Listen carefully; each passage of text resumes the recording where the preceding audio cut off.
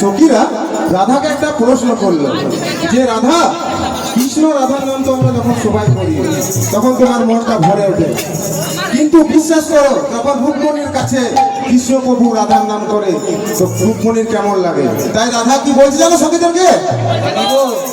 দু নয়নের বিরহে হলো রাধা নয়নে, বিরহে এই বেদনা হইব যে কেমনে। দু নয়নের বিরহে হলো রাধা নয়নে,